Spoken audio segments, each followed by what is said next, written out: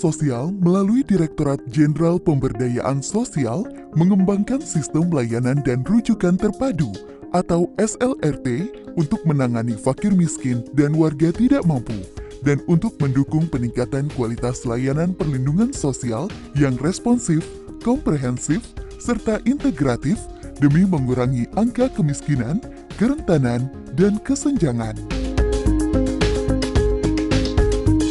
Secara khusus, SLRT memiliki sejumlah tujuan. Yang pertama, meningkatkan akses rumah tangga atau keluarga miskin dan rentan miskin terhadap program dan pelayanan sosial. Kedua, meningkatkan integrasi berbagai layanan sosial di daerah. Yang ketiga, meningkatkan kapasitas pemerintah daerah dalam mendukung pelaksanaan verifikasi dan validasi data terpadu kesejahteraan sosial. Keempat, mendukung perluasan jangkauan pelayanan dasar. Kelima, memberdayakan masyarakat untuk lebih memahami hak-haknya terkait layanan dan program perlindungan sosial dan penanggulangan kemiskinan. Keenam, meningkatkan kapasitas pemerintah di semua tingkatan dalam mengordinasikan dan mengintegrasikan program perlindungan sosial dan penanggulangan kemiskinan. Dan yang ketujuh, memberikan masukan untuk proses perencanaan dan penganggaran perlindungan sosial dan penanggulangan kemiskinan agar lebih memihak kepada masyarakat miskin dan rentan miskin. Adapun sasaran pelaksanaan SLRT adalah perseorangan, keluarga, kelompok dan/atau masyarakat yang masuk kategori fakir miskin dan orang tidak mampu, serta pemerlu pelayanan kesehatan sosial atau PPKS.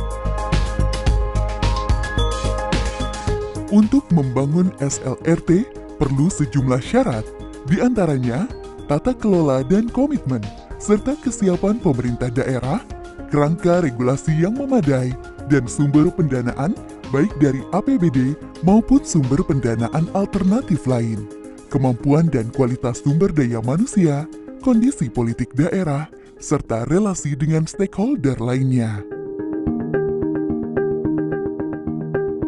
SLRT memiliki 5 fungsi utama. Yang pertama, mengintegrasikan informasi, data, dan layanan kesejahteraan sosial. Kedua, mengidentifikasi keluhan, rujukan, dan penanganan keluhan. Yang ketiga, melakukan pencatatan kepesertaan dan kebutuhan program. Keempat, mendukung penerapan standar pelayanan minimal bidang sosial. Sedangkan kelima adalah membantu pelaksanaan verifikasi dan validasi data terpadu kesejahteraan sosial melalui Sistem Informasi Kesejahteraan Sosial Next Generation atau 6NG. Kelembagaan SLRT terdiri atas kelembagaan koordinasi dan kelembagaan pelayanan. Kelembagaan koordinasi di tingkat pusat berada di Kementerian Sosial, sedangkan kelembagaan koordinasi di tingkat daerah dilakukan melalui Tim Koordinasi Penanggulangan Kemiskinan Provinsi dan Kabupaten Kota. Kelembagaan pelayanan SLRT terdiri dari Sekretariat SLRT di tingkat kabupaten atau kota dan Pusat Kesejahteraan Sosial atau Puskesos di tingkat desa atau kelurahan. Sekretariat SLRT di tingkat kabupaten atau kota dikepalai oleh seorang manajer, sedangkan pelayanan SLRT di tingkat desa atau kelurahan dipimpin oleh koordinator Puskesos yang dibantu oleh fasilitator.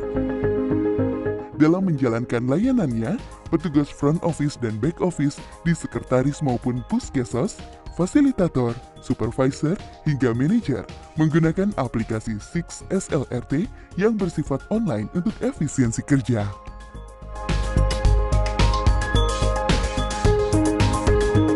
Hingga akhir 2019, SLRT sudah terbangun di 150 kabupaten atau kota yang difasilitasi menggunakan dukungan anggaran APBN dan 5 kabupaten atau kota yang menggunakan pendanaan mandiri. Setiap tahun, lokasi SLRT akan terus bertambah. Diharapkan pada akhir 2024, SLRT ini sudah terbangun di seluruh kabupaten atau kota di Indonesia.